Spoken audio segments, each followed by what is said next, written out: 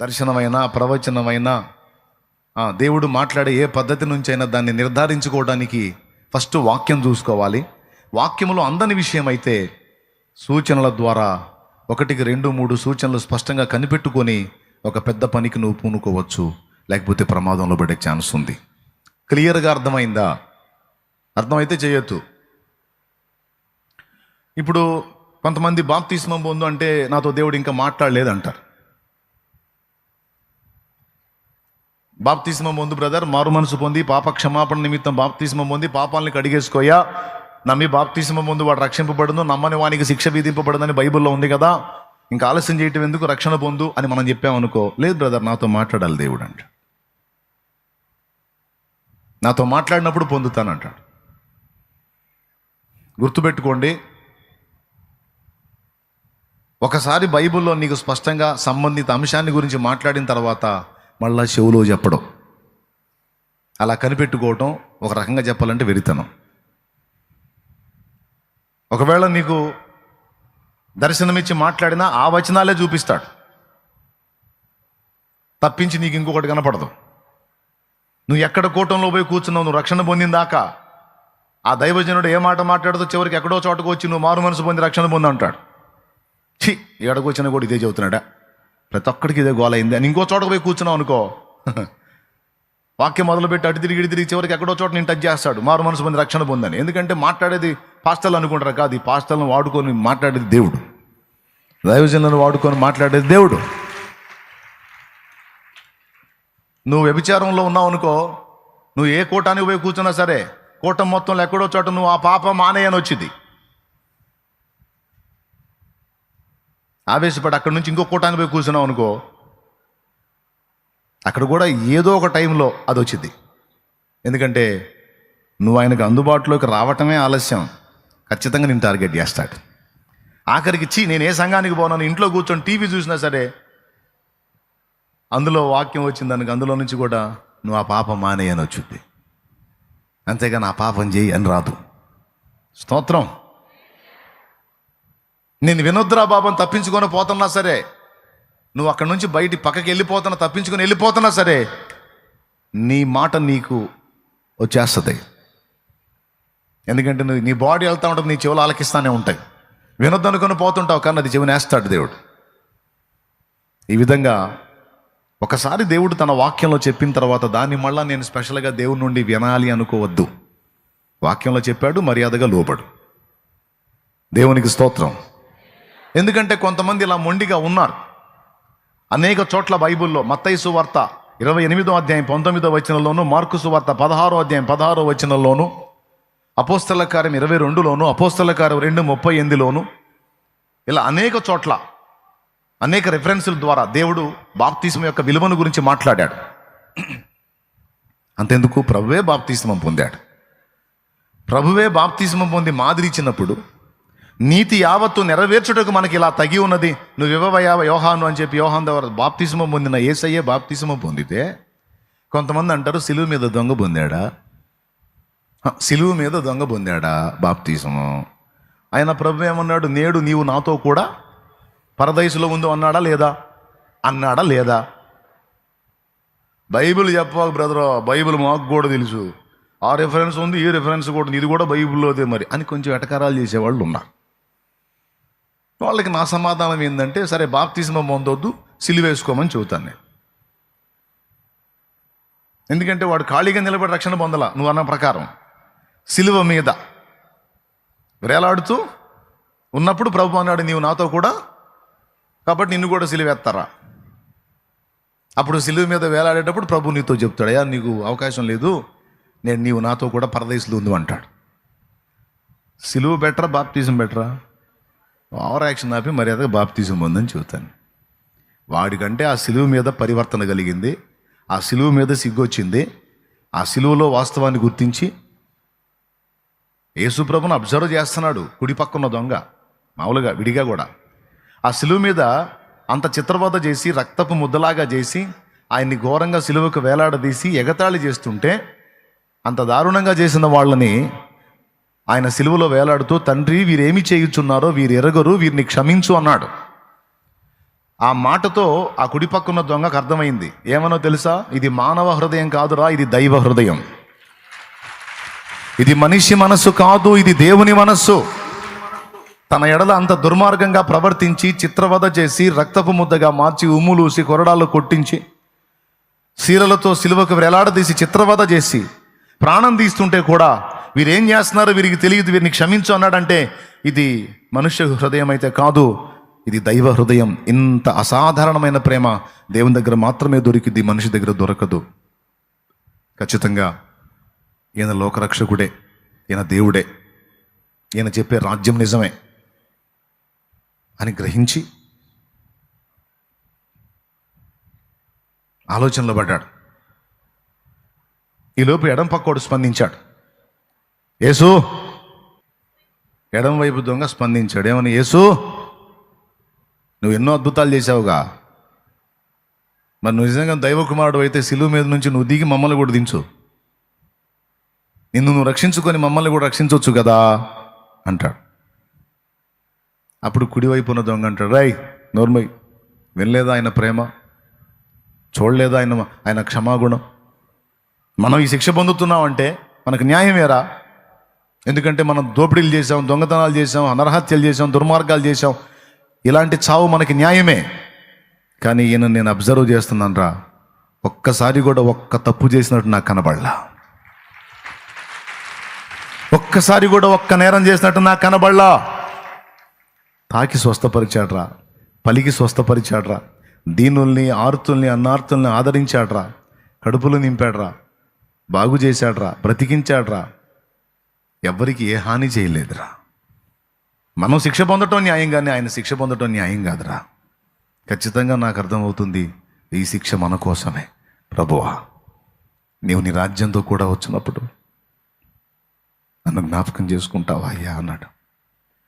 నన్ను జ్ఞాపకం చేసుకుంటావా? అప్పుడు యేసు ప్రభు అన్నాడు. ఎడంవైపు నోడు మాట్లాడినప్పుడు యేసయ్య మాట్లాడలా, కుడివైపున్న దొంగ ఈ మాట పలికినప్పుడు అప్పుడు ఆ మరణ వేదంలో ప్రభు మాట్లాడుతూ, రెండవ మాటగా సిలువలో ప్రభు మొదటి మాట, తండ్రి వీరేమి చేయుచున్నారు, వీరు ఎరుగరు, వీరిని క్షమించు అనే మాట. ఇది రెండవ మాట, నేడు నీవు నాతో కూడా పరదైసులో ఉందో అంటాడు. అంటే సిలువ మీద ఉన్న దొంగకి ఎప్పుడు పరివర్తన కలిగింది? సిలువ మీద ఎక్కినప్పుడు కలిగింది.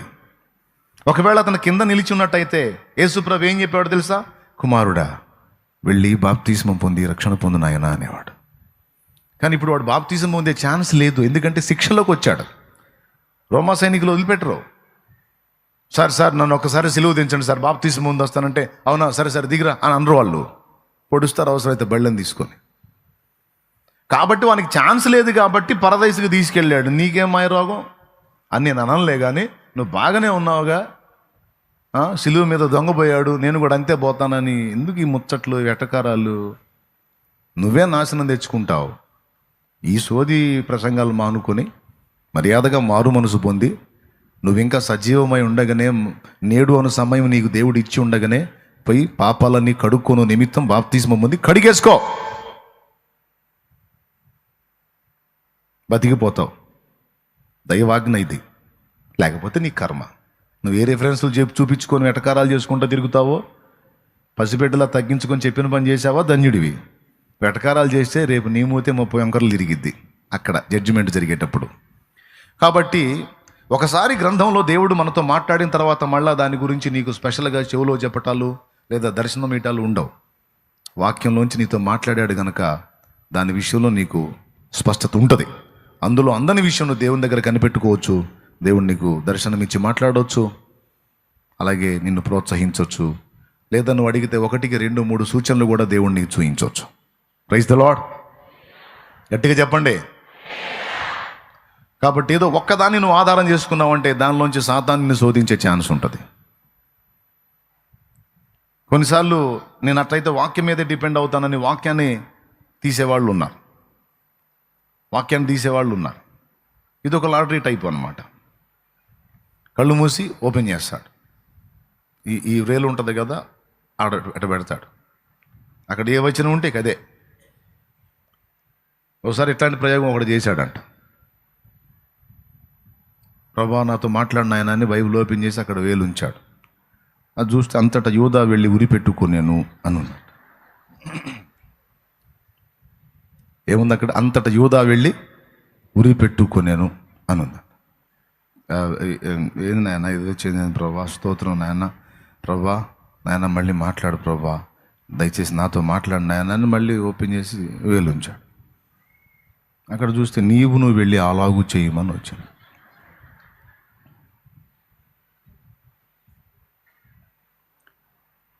ఇదేంది నాయన ఇవి 2సారి బాగలేదు, ముచ్చటగా 3వసారి ప్రభా అని మళ్ళీ ప్రార్థన చేసి మళ్ళీ వేలుంచాడు. చూస్తే నేను నీకు చెప్పినది త్వరగా చేయమను. దేవునికి స్తోత్రం కలిగిన. ఇక బైబిల్ మూసి కూర్చున్నాడు. ఇక ఎందుకు వచ్చిన గొడవ, ఈ డైరెక్ట్గా పోయి సావమంటాడు.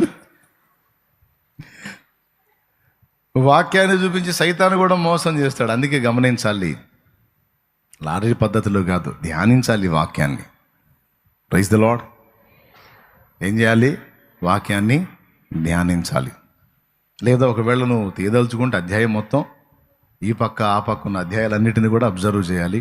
దేవుడు ఏ విషయం నీతో మాట్లాడుతున్నాడో ఆ వచనం నీకు ఆయన అవుట్ చేసి చూపించే అవకాశం ఉంది, బయటకు చూపించే ఛాన్స్ ఉండొచ్చు. అది కొంతమందికి వివేచన కలిగిన వాళ్ళు. దాన్ని కూడా కొంతమంది ఓపెన్ చేసి అధ్యాయం మొత్తం కీడు సంబంధం విషయాలు వస్తే అమ్మో నాకేదో మూడిందని కూర్చొని ఏడిసేవాళ్ళు కూడా ఉన్నారు. కాబట్టి వాక్యాన్ని వాక్యంగా చదవండి. ఏదన్నా నీకు అర్థం కాని సంగతి ఉంటే నువ్వు దేవునికి ప్రార్థించవచ్చు. దర్శనం ద్వారా దేవుడు మాట్లాడతాడు, సూచనల ద్వారా కూడా నీతో మాట్లాడతాడు. ఒక్కదాని మీద డిపెండ్ అయి నువ్వు ప్రయాణం చేయొద్దు. కనీసం 2-3 సూచనలు తీసుకొని నీ లైఫ్లో కొన్ని విషయాలకు నువ్వు అడుగులు ముందుకు వేయచ్చు. క్లియర్గా అర్థమైందా? దయచేసి చేతులు ఎత్తి చెప్పండి, ఇక నేను వేరే పాయింట్లోకి వెళ్తా. నిజంగా అర్థమైందిగా? చాలా సంతోషం. ఈ రకంగా రాత్రి చాలా విషయాలు మాట్లాడుకున్నాం. దేవుడు మనల్ని ఒంటర్లుగా ఎందుకు చేస్తాడు అనే విషయాన్ని కూడా మనం మాట్లాడుకున్నాం. దేవుడు మాట్లాడే పద్ధతులు తెలుసుకున్నాం. తర్వాత ప్రేరేపణ అంటే ఏంటో స్పష్టంగా తెలుసుకున్నాం. తర్వాత దేవుడిచ్చేటువంటి దర్శన ప్రత్యక్షతలు ఏంటో కూడా మనం తెలుసుకున్నాం. ఇలా విశేషమైన సంగతులు రాత్రి విస్తారంగా ధ్యానించుకున్నాం. ఆ అంశాన్ని మళ్ళీ మీరు వినొచ్చు, అది మీకు ఉపయోగపడింది. దాంతో కలిపి ఇది కూడా వింటే ఫైనల్ అయింది. రైట్, ఇప్పుడు పాయింట్కి వస్తాను. దర్శనము 2 రకములు. దర్శనము 2 రకములు. బాగా వినండి. ఒకటి, మన వ్యక్తిగత జీవితంలో మనం ఎదుర్కొంటున్న సమస్యలకు సమాధానంగా దేవుడిచ్చేటువంటి దర్శనాలు ఉంటాయి. మనల్ని ఆదరించడానికి, ధైర్యపరచడానికి, బలపరచడానికి, విశ్వాసం వృద్ధి పొందించడానికి, మనకు కావలసిన సహాయాన్ని మనకు అందించడానికి, మనల్ని కర్తవ్యంలోకి నడిపించడానికి, కొన్నిసార్లు మనల్ని ముందుకు ప్రోత్సహించడానికి దేవుడు దర్శనాలు ఇస్తాడు. బాగా వినండి. మన వ్యక్తిగత జీవితానికి సంబంధించిన దర్శనాలు కొన్ని ఉంటాయి. అట్లాగే భూమి మీద మనల్ని దేవుడు పుట్టించినందుకు మనం సాధించవలసిన కార్యాన్ని కూర్చున్న దర్శనం కూడా మనకిస్తాడు దేవుడు. దర్శనం 2 రకాలుగా విడగొట్టి చెప్తున్నాను, జాగ్రత్తగా వినండి. ఒకటి, బ్రతుక్కు సంబంధించిన దర్శనం. నువ్వు రోగివై ఉన్నావు, పడక మీద నువ్వు ఫిక్స్ అయిపోయావు నేను చేస్తానని. కానీ దేవుడు నీకు దర్శనం ఇచ్చాడు, లేదు నువ్వు బ్రతుకుతావు, నిన్ను మళ్ళీ నార్మల్ పొజిషన్ తీసుకొచ్చి నేను నిలబెడతాను అని దర్శనం ఇచ్చాడు. దాని ద్వారా నీ విశ్వాసం బలపడి నువ్వు ప్రార్థన చేయటం మొదలు పెడతావు. దేవా, నాకు చూపించిన దర్శనం చొప్పున దయచేసి నన్ను లేవనెత్తు, స్వస్థపరచు అని నువ్వు దేవునికి ప్రార్థన చేస్తావు. ఫలితంగా దేవుడు ముడతాడు, నువ్వు బాగుపడతావు. ఇది నీ స్వస్థతకు కూర్చున్నటువంటి దర్శనం. అట్లాగా నీ వ్యక్తిగత జీవితానికి సంబంధించి నీ సమస్యల పరిష్కారం కావచ్చు, నీ కన్నీరు తొడవబడుట కావచ్చు, ఏదో నీ వ్యక్తిగత విషయాలు, వాటి పరిష్కారాలు దేవుడు నీకు దర్శనాలు చూపించే అవకాశం ఉంది.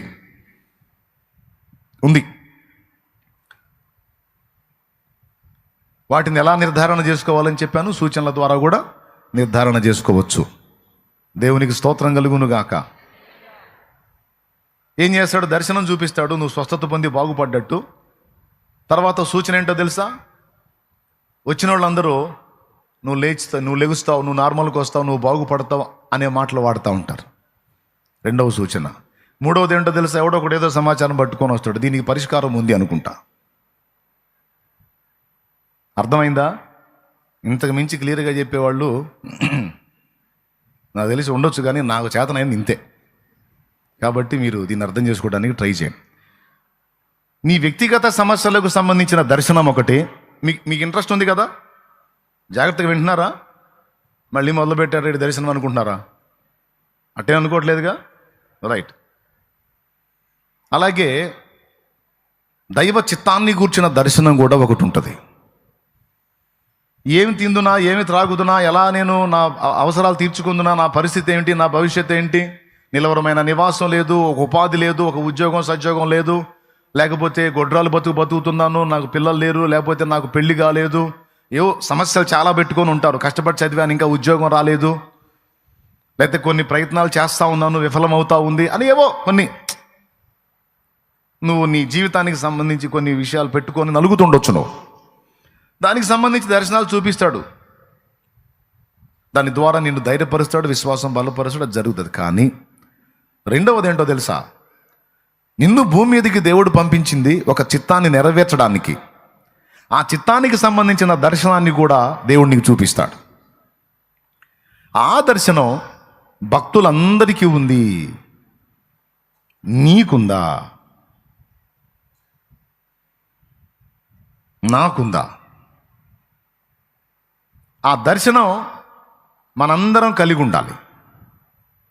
మనందరం, స్టార్టింగ్ వ్యక్తి దగ్గర నుంచి ఆ చివర ఉన్న వ్యక్తి వరకు, మన జీవితంలో మనం ఎదుర్కొన్న పరిస్థితులకు, సమస్యలకు పరిష్కారానికి సంబంధించిన దర్శనమే కాదు, అసలు మనల్ని భూమి మీదికి దేవుడు పంపించిన ఉద్దేశాన్ని గూర్చిన దర్శనం. ఉదాహరణకి పౌలుని తీసుకుందాం. దేవుడు ఈ మాటల్లోంచి మనతో మాట్లాడును గాక, మనల్ని దర్శించును గాక. ఉదాహరణకి పౌలుని తీసుకుందాం. పౌలు ఒకప్పుడు సంఘానికి హింసకుడు, దూషకుడు, హానికరుడు, వ్యతిరేకంగా పనిచేశాడు. తర్వాత దమస్కు మార్గంలో ప్రభు అతన్ని ఎదుర్కొన్నాడు. ఎదుర్కొని అతన్ని మారుస్తాడు. అతడు మారు మనసు పొందుతాడు, దమస్కులోకి వెళ్తాడు, యూదా అనువాని ఇంట చేరతాడు. అయితే అతని గురించి అననీయ అనే భక్తునికి ప్రభు దర్శనమిస్తాడు. ఇది అపోస్తల కార్యం 9వ అధ్యాయంలో ఉంటుంది ఈ సంఘటన మొత్తం. మీరు ఇంటికి పోయి చూసుకుందరు కానీ జస్ట్ రిఫరెన్స్ నోట్ చేసుకోండి అంతే. అపోస్తల కార్యం 9 మీరు స్టడీ చేస్తే నేను చెప్పిన 2 సంగతులు ఉంటాయి. సౌలు మార్పు, నిద్ర వచ్చిన స్తోత్రం చెప్పాలి. ఆహా, సరే, ఈసారి బుక్ అవుతారని చూద్దాం. అపోస్తల కార్యం 9:10లో సౌలు మార్పు, తర్వాత అననీయాకి ప్రభు దర్శనం. ఆ దర్శనంలో అననీయాతో మాట్లాడుతూ ప్రభు అంటాడు, పిలుస్తాడు. ఫస్ట్ అననీయా, అననీయా అంటాడు. చిత్తము ప్రభువా నేనున్నానంటాడు అననీయ, దైవజనుడు. నీవు దమస్కు పట్టణంలోనికి వెళ్ళి తిన్నని దనబడిన వీధికి వెళ్ళు. అక్కడ యోదాను వాని ఇంట తారుసువాడైన సౌలు అనే వాని గురించి విచారించు. నీవు వెళ్ళి అతని మీద చేతులుంచినప్పుడు అతడు స్వస్థత పొంది చూపు పొందటం అతనికి నేను దర్శనంలో చూయించాను. ఆ దర్శనం నెరవేరాలంటే నువ్వు వెళ్ళాలి, అక్కడికి వెళ్ళి అతని మీద చేతులు ఉంచాలి, వెళ్ళు అంటాడు. అప్పుడు అననీయ కంగు తింటాడు. ప్రభువా, ఎవరి దగ్గరికి వెళ్ళమంటున్నావు? సంఘాన్ని హింసించి, దూషించి, హాని చేసినటువంటి దుర్మార్గుడి దగ్గరక? నీ ప్రజల్ని ఎంత ఇబ్బంది పెట్టాడు, నీ ప్రజల్ని హత్య చేశాడు, నీ ప్రజల్ని చిత్రవద చేశాడు, నీ శిష్యుల్ని చంపాడు, ఇంకా ఇక్కడున్న వాళ్ళని కూడా చంపడానికి వచ్చాడు. అలాంటి వానిక వెళ్ళి చేతులుంచమంటున్నావు ప్రభు అంటే అప్పుడు యేసయ్య మాట్లాడతాడు, లేదు లేదు, ఇప్పుడు అతను పాత సౌలు కాదు, నేను అతన్ని దర్శించాను. నీకు తెలుసా అననీయ, రాజుల ఎదుట, అధికారుల ఎదుట, ప్రధానుల ఎదుట, చక్రవర్తుల ఎదుట, ఇశ్రాయేలు ఎదుట, ప్రజలందరి ఎదుట నా నామాన్ని భరించుటకు అతడు నేను ఏర్పరచుకున్న సాధనమై ఉన్నాడు అంటాడు. అతడు నేను ఏర్పరచుకున్న సాధనమై ఉన్నాడు అంటాడు. స్పష్టంగా ప్రభు చెప్తాడు. అంటే పౌలు అనేవాడు అసలు ఎందుకు ఏర్పరచబడ్డాడు, ఈ పౌలు అనేవాని జన్మ వెనక ఉద్దేశం ఏంటి అనేది అననీయకు చెప్పాడు. అననీయకి చెప్పాడా? ఆ సంగతి పౌలుకు కూడా చెప్పాడు. నీ పట్ల నాకున్న ఉద్దేశం ఇది, ప్రణాళిక ఇది, నువ్వు కలిగి ఉండాల్సిన దర్శనం ఇది అని పౌలుతో కూడా మాట్లాడాడు. అందుకే పౌలు అపోస్తల కార్యంలో అగ్రిప్ప రాజుతో మాట్లాడుతున్నప్పుడు, అగ్రిప్ప రాజా, ఆకాశము నుండి నాకు కలిగిన ఆ దర్శనమునకు నేను అవిధేయుడను కాక విధేయుడనయ్యాను, దాన్ని నెరవేర్చడానికి నడుం కట్టి ఈ బాధలన్నీ పడుతున్నానని అగ్రిప్ప రాజుతో చెప్తాడు. అపోస్తల కార్యం ఏదన్నా రెఫరెన్స్? 26వ అధ్యాయం 19వ వచనం. కాబట్టి అగ్రిప్ప రాజా, ఆకాశం నుండి కలిగిన ఆ దర్శనమునకు నేను అవిధేయుడను కాక మొదట దమస్కులోని వారికిని యెరూషలేములోను యూదయ దేశమంతటను తరువాత అన్యజనులకును వారు మారు మనసు పొంది దేవుని తట్టు తిరిగి మారు మనసునకు తగిన క్రియలు చేయవలెనని ప్రకటించుచుంటిని. దానికి ముందేమన్నాడు? ఆకాశం నుండి నాకు కలిగిన ఆ దర్శనమునకు నేను అవిధేయుడను కాక విధేయుడనయ్యానయ్యా. ఇప్పుడు పౌలు పడ్డ బాధలన్నీ, ఎన్ని బాధలు పడుతున్నా అవన్నీ దర్శనం కోసమే పడుతున్నాడు. ఏ దర్శనం పౌలుకు దేవుడిచ్చాడో దాన్ని సాకారం చేయడానికి, దాన్ని నెరవేర్చడానికే అష్ట కష్టాలు పడ్డాడు పౌలు. ఇప్పుడు ఈ శుభవేళ మీ అందరికి కూడా చెప్తున్నాను, నీ బాధలు, సమస్యలు, ఇరుకులు, ఇబ్బందులు, కష్టాలు, కన్నీళ్ళు, అప్పులు, తిప్పలు, నీకు పెళ్లి కాలేదు, లేకపోతే పెటాకులు అయింది, లేకపోతే ఏదో అయింది, అవన్నీ ఆయనకు తెలుసు. తెలుసా? నీకు తెలుసా? తెలియకపోతే ఇప్పుడు తెలుసుకో. నీ కష్టాలన్నీ ఆయనకు తెలుసు.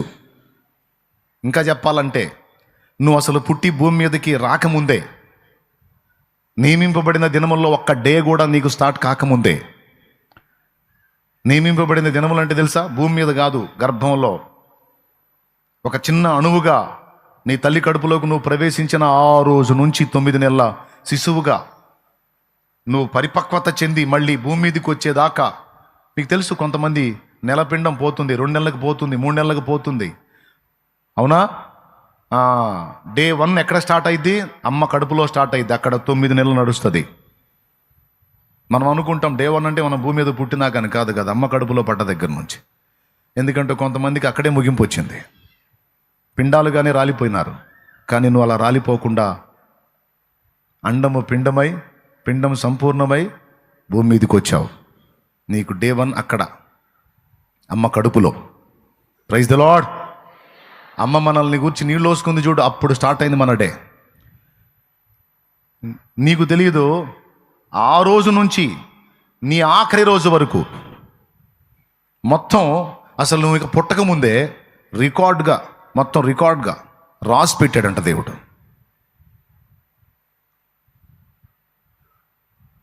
నీకు తెలుసా సంగతి? నువ్వు అంటావు, నా బాధలు దేవుడికి తెలుస్తున్నాయో లేదో, అసలు దేవుడి కన్నా అర్థమవుతుందో లేదో, నా కష్టాలు పగోడికి కూడా రాకూడదు నాలాంటి బతుకు.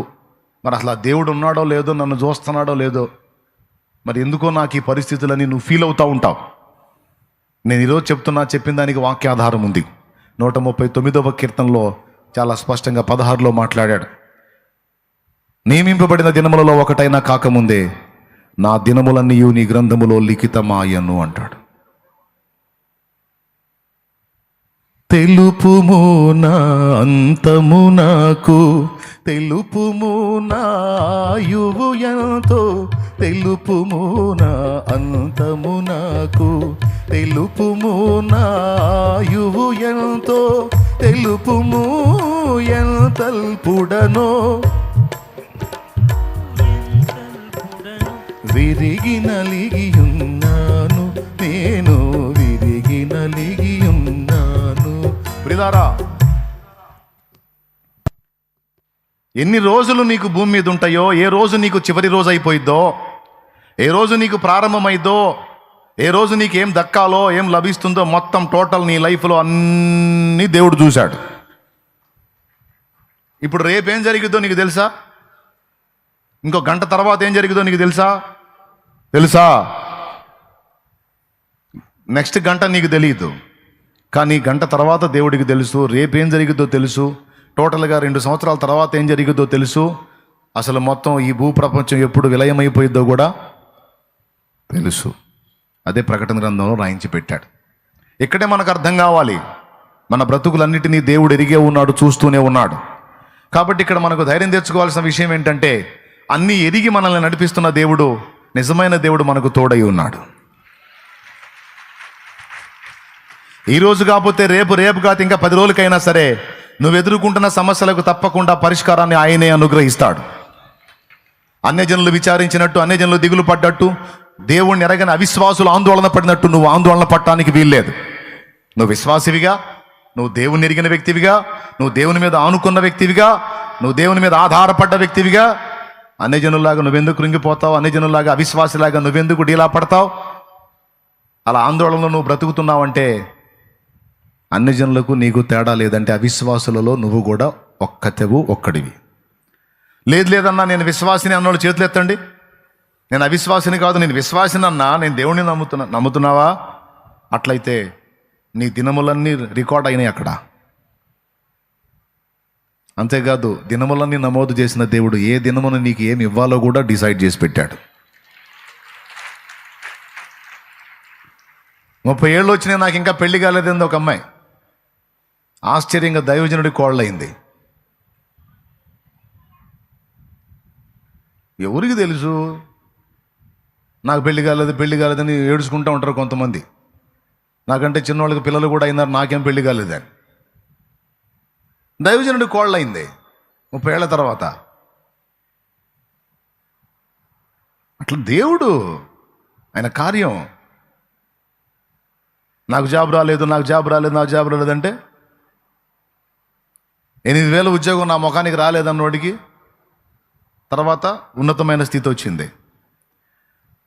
కొంతమంది నాకు జాబ్ రాలేదు అని ఏడ్చినోళ్ళు దేవుని కృప పొందుకున్న తర్వాత జాబ్ చేయటం కాదు, జాబులు ఇచ్చే స్థాయికి ఎదిగారు. అర్థమైందా?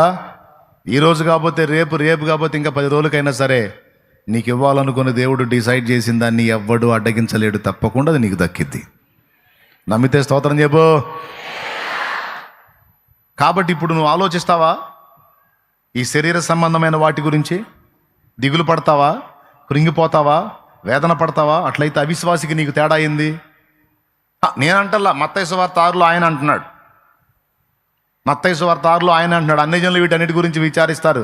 ఏం తిందో, ఏం తాగుదో, ఏం ధరించుకుందో, వాట్ నెక్స్ట్ అని. పిచ్చోడా, నీకెందుకు రా భయం? నేను ఉన్నాగా, నన్ను నమ్ముతున్నావుగా, నేను చూసుకుంటా, నువ్వు ధైర్యంగా నేను చూపించే దర్శనాన్ని నెరవేర్చడానికి ముందుకు సాగంటాడు దేవుడు. నీకు అర్థం కాలేదని నాకు అర్థమైంది. అర్థమైందా? పౌలు ఏనాడైతే దేవుని చేత దర్శింపబడ్డాడో ఇక తిండిని గురించి, వస్త్రాల గురించి, తన స్థితిగతుల గురించి ఆలోచించలా. ఎందు నిమిత్తం దేవుడు నన్ను దర్శించాడు, నేను చేయవలసిన కర్తవ్యం ఏంటని ఆలోచించి ఆ దర్శనాన్ని నెరవేర్చడానికి నడుం కట్టాడు. ఈ శుభవేళ ఇక్కడ ఎంతమంది కూర్చున్నారో, ఎంతమంది వాళ్ళ అవసరాలను బట్టి, వాళ్ళ సమస్యలను బట్టి పాపం ప్రయాణమై ఆల్ నైట్ ముగించుకొని వెళ్ళిపోయారో నాకైతే తెలియదు. లైవ్ ద్వారా ఎంతమంది అందుబాటులోకి వచ్చారో వారందరికీ, మీకు అందరికీ కలిపి చెప్తున్నాను, ఒక్కటైతే నిజం, దేవుడు ఎవరితో మాట్లాడాలని అనుకున్నాడో వారందరూ ఇప్పుడు అందుబాటులో ఉన్నారు. దేవుడు ఎంతమందికి అయితే తన సమాచారం ఇవ్వాలనుకున్నాడో వారందరినీ ఎటు కథల్ని ఇలా ఎక్కడే కూర్చోబెట్టాడు. మీరు ధన్యులు. మొదటి దర్శనాల గురించి నీకు చింత లేదు, ఆ సంగతి అంతా దేవుడు చూసుకుంటాడు. ఆ దర్శనాలు కూడా నీకు అక్కర్లేదు.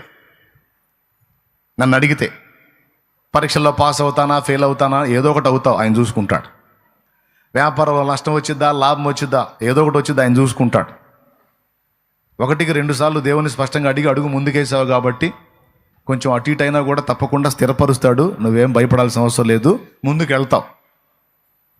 అట్లా నీ బ్రతుకు తెరువుని గూర్చి కానీ, భూమి మీద నువ్వు బ్రతికే ఈ కొద్ది రోజుల జీవితానికి సంబంధించి కానీ నువ్వు కంగారు పడొద్దు. అవిశ్వాసులాగా అశాంతిలో, ఆవేదనలో బతకొద్దు. నాకైతే టెన్షన్ లేదండి, స్తోత్రం. ఇప్పుడు కాదు, ఇప్పుడేం టెన్షన్ లేనాయనా నీకు అంటారేమో. ఇప్పుడు కాదు, ప్రభువుని నమ్ముకున్నప్పుడు కూడా చాలా సమస్యల్లో ఉన్నా, ఆ తర్వాత కూడా ఎన్నో సమస్యలు ఎదుర్కొన్నా. మనం కూర్చొని మాట్లాడుకుందాం రండి, మీ సమస్యలు ఎక్కువ, నా సమస్యలు ఎక్కువ. ఎవరు ఎక్కువ ఉంటాయి మీరు చెప్పండి.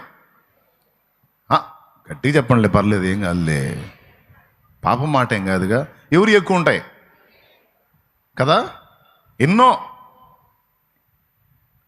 అయినా సరే ఎన్నున్నా పిలిచినవాడు నమ్మదగినవాడు, వాగ్దానం చేసినవాడు నమ్మదగినవాడు గనుక నేను అవిశ్వాసిలాగా, లోకస్తులాగా దాని గురించి దీని గురించి కలత చెందను, కంగారు పడను. ఎందుకంటే నాకు భూమి మీద ఎప్పుడు ఏది అందాలో, ఎలా అందాలో, ఏ విధంగా అందాలో, ఏది ఎలా నెరవేరాలో, ఏది ఎలా జరగాలో నా తండ్రికి తెలుసు.